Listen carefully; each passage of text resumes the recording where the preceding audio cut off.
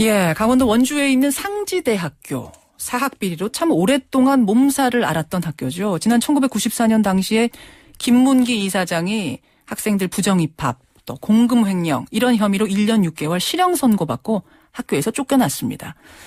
그런데요, 2010년에 다시 학교에 이사로 복귀하려고 시도를 하다가 그때 교수들이 삭발하고 정말 큰 난리가 났었죠. 그런데요, 지난 3월 31일 상지대 이사회가 김문기 전 이사장의 아들을 새 이사장으로 선출을 해서 또 논란이 일고 있습니다. 이번에는 이사도 아니고 이사장입니다. 자, 어떻게 된 일인지 직접 들어보시죠. 상지대학교 정대화 교수 연결이 되어 있습니다. 정 교수님 안녕하세요. 네, 안녕하지 못합니다. 안녕하지 못하십니까? 학교 상황이 어떤 건가요, 지금? 학교 상황이 최악의 상황입니다. 최악의 상황. 좀 하나하나, 그러니까, 예. 우리가 이제 21년 전에 김문기 씨가 사학비리로 물러났잖아요. 물러났죠. 그리고 세월이 많이 흐르고 사회가 많이 발전했습니다. 예. 그런데 다시 그대로 돌아왔습니다. 그러니까 최악이죠. 그 김문기 씨라는 분이, 그러니까 전 이사장이 이 학교 설립자인가요? 아닙니다. 설립자도 아닌데 어떻게 이사장 되셨죠, 처음엔? 이제 학교에 문제가 있으면 임시이사가 파견되잖아요. 예. 요새도 많이 그러죠. 그렇죠. 이분도 유신 초기에, 그러니까 박정희 대통령 초기에 예. 임시이사로 왔다가 권력의 힘에 기대어서 예. 임시이사 이사장이 되었다가 그다음에 학교를 무상으로 인수해서 본인이 이사장이 된 겁니다. 그렇게 된 케이스군요. 그래서 1974년부터 이사장으로 재직을 했는데 94년에 비리로 구속이 됩니다. 그때 어떤 일들을 저지른 건지 지금 가물가물하신 분들 많을 거예요. 어떤 혐의였죠? 너무 많은데 다 말씀드릴까요? 중요한 것들만 추려서 말씀해 주십시오.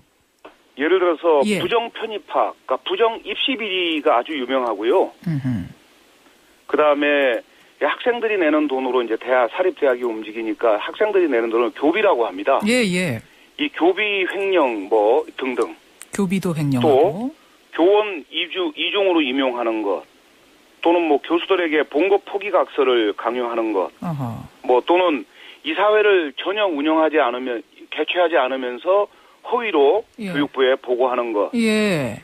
또는 중앙도서관이라든지 학군단이라고 하는 학교 시설물을 말하자면 건축하면서 공사비를 착복하는 것. 다양하네요, 정말. 예, 학교 부지를 자기 거라고 개인이 착복하는 것. 이런 것도 있고요. 예. 이런 것을 하기 위해서 엄청난 족벌 운영을 하는 것은 말할 것도 없고 이것에 대해서 학생들이 반대하니까 학생 100여 명을 간첩으로 몰아버리는 86년에 상지대 용공조작 사건도 일으키는 참으로 다양한 엄청나게 많은 문제가 있었던 그런 상황입니다. 그 부분이 가장 컸지요. 학생들을 용공 혐의로 몰아버리는 요랬던 사건들. 그런저런 혐의로 94년에 이제 실형을 선고받고 이사장 자리에서도 물러나는데. 근데 93년입니다. 93년입니까? 예, 정정하겠습니다. 1993년. 그 비리가 터진 후 21년이 흐른 지금 올해 어떻게 그 비리 이사장의 아들이 다시 이사장으로 선출이 된 건지 그 상황이 이해가 잘 안 되네요. 네, 그렇습니까? 정부가 그렇게 만든 겁니다. 교육부가. 교육부가요? 그렇습니다. 그게 무슨 말씀이시죠? 이게 사실은 참 얘기가 스토리가 긴데요. 예. 이게 천일야화가 훨씬 넘는 길고 긴 스토리가 있는데 간단하게만 말씀드리면은 지금 서울시장 예비 후보로 나와 계시는 김황식 전 총리가 있습니다. 예. 이분이 대법관을 하실 때 2007년에 김문기 씨가 돌아올 수 있는 길을 열어준 장본인입니다. 그 당시 유심 재판관이었습니다. 무슨 말씀이세요? 어떻게 다시 돌아오는 재판을 했다는 거죠? 예. 저희가 이제 김문기 씨가 쫓겨나고 임시이사 체제로 운영되다가 정상화를 했어요. 예. 그런데 정상화된 체제를 무너뜨린 게 김황식 씨가 관여했던 판결이고 거기서 구재단에게 말하자면은 학교에 대한 일정한 발언권을 줬습니다. 소송권을. 구재단이라는 게 뭐지요, 그러니까? 김문기 씨. 물러난. 구재단, 옛날 재단에. 옛재단에게 이제 발언권을 줬어요. 이게 말하자면은 뚝이 터지는 시초가 됐고요.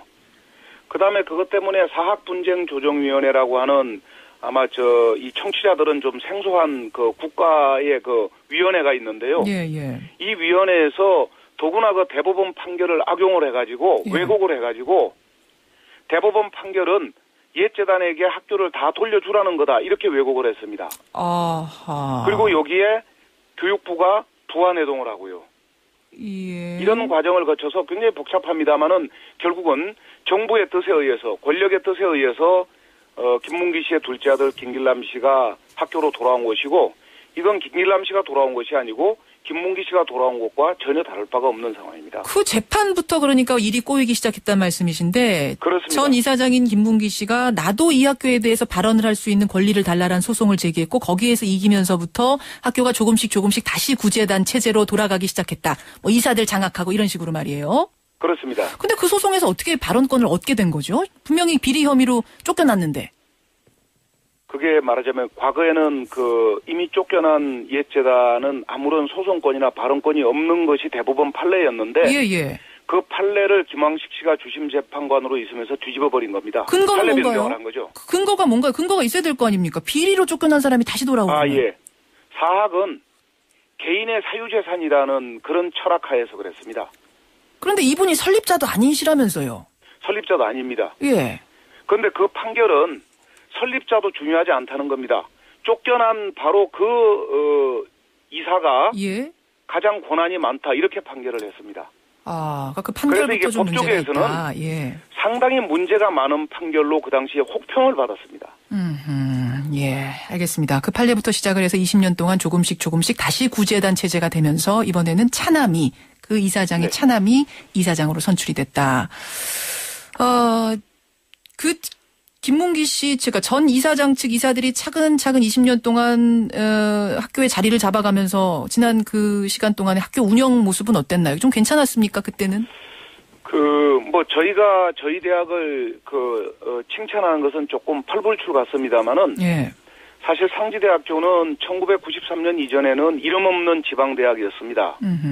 근데 그 이후에 한 20년간 학교의 양적 발전, 말하자면은 건물을 짓는다든지 등록금, 그러니까 예산이 많아진다든지 또는 장서가 많아진다든지 교육 지휘자재를 구비한다든지 하는 이런 양적 발전 외에도 예. 가장 투명하고 민주적으로 운영될 뿐만 아니라 취업률이라든가 입학률에서 괄목할 만한 성장을 거둔 대단히 발전 가능하고 또 아주 민주적인 대학으로 아주 정평이 났습니다. 예. 지금도 그렇고요. 그런 상황에서 옛 재단이 돌아오게 되면서 학교가 심각한 딜레마에 빠지게 된 상황입니다. 제일 걱정은 학생들인데요. 또다시 학교 술렁이고 학생들 피켓 들고 교실 나가야 되고 이런 상황으로 가는 거예요. 지금 분위기가. 그건 교수가 결정할 게 아니고 학생들이 결정할 상황인데요. 예, 분위기가 학생들은 지금 말할 수 없는 어떤 당혹감이랄까? 분노를 느끼고 있습니다. 예, 그렇군요. 참 비리 재단, 비리 사학의 운영자들이 이런 식으로 복귀하는 경우가 그럼 이 상지대 말고도 또 있습니까?